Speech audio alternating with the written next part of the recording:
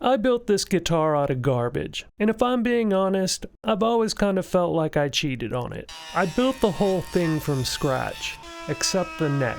I bought that, and every time I played it, I knew it was only half mine. Well, that ends today. Same trash wood, scratch build, let's finish this. These pieces of stained mahogany door trim have a decorative profile routed into the faces. And if there's one thing a Telecaster neck blanket doesn't need, it's that. So I'm using my table saw to knock it off. These pieces are a little big in every dimension, so I'm just gonna shave the finish off too, to cut down on sanding. By now I'm sure a lot of you know how I feel about sanding. It's not good. I'd go as far as to say it's the opposite of good. It's bad. There, I went as far as to say it. I told you I might, and I did. I'm a man of my word. I applied Titebond 3 liberally to both sides of this joint and spread it around real good.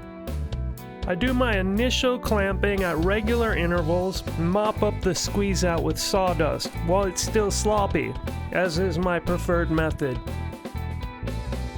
I flip it over and do the same thing on the other side. The more glue I can sop up at this point, the less I have to toil endlessly to clean it up after it dries. I blow off the excess with compressed air before I just literally cover every square millimeter of the thing with as many clamps as I can physically put on there. It's a truly ridiculous volume of clamps.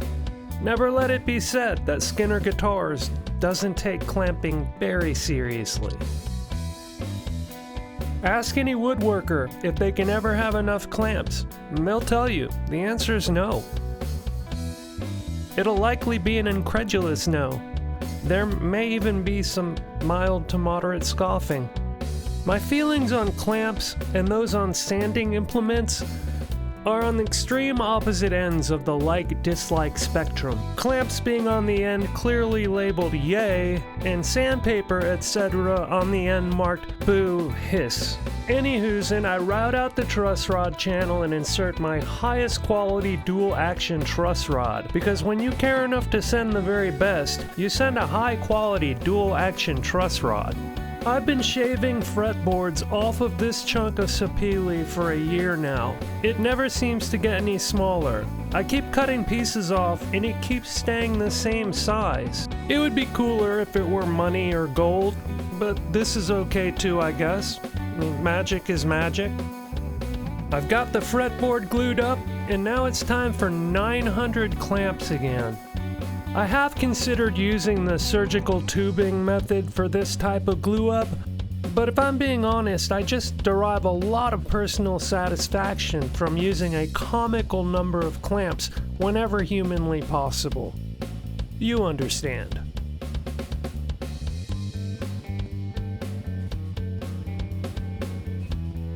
I'm using this headstock template that I cut off of an old Tele neck template, because it has the shape I want and I don't have to work out where to put the tuner holes from scratch. I'm not using a whole neck template because I want to make this neck a little bit wider at the nut end to make playing more comfortable.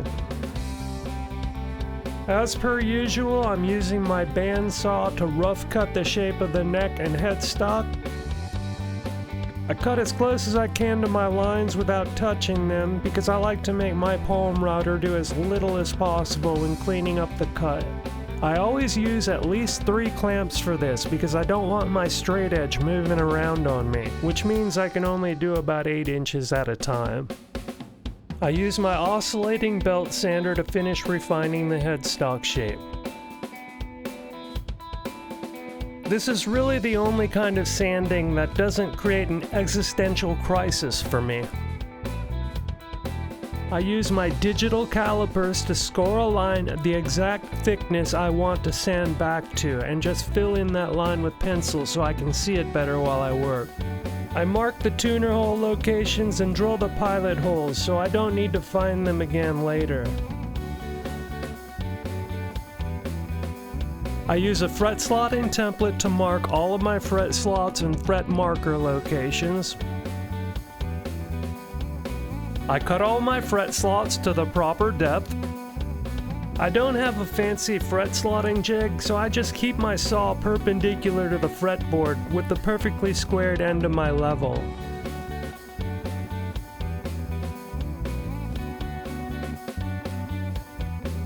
I use my drill press to make holes for my fret markers, being careful not to go deeper than the fretboard thickness. There's a dual action truss rod of the highest possible quality under there.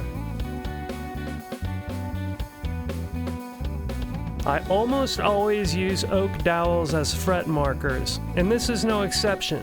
It's relatively easy to do, and they always end up looking nice. Just a drop of glue, jam the dowel in, and then cut it flush with a flush cut saw. And then you just do all that again like 19,000 times.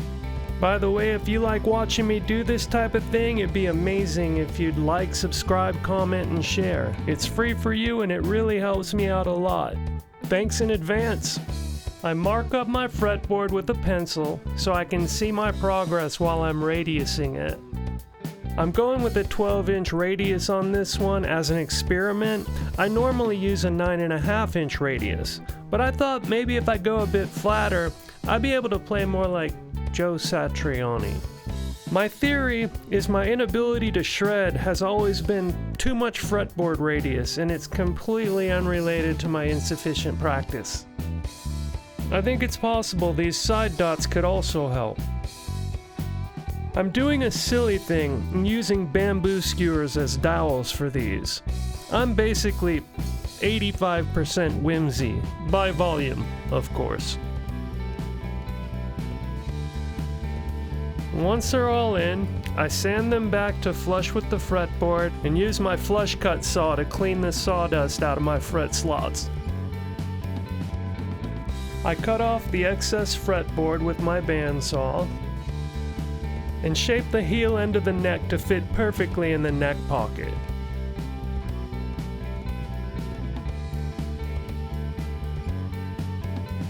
I tape a backing board onto the headstock so that when I drill the big holes, I don't get the backside all blown out.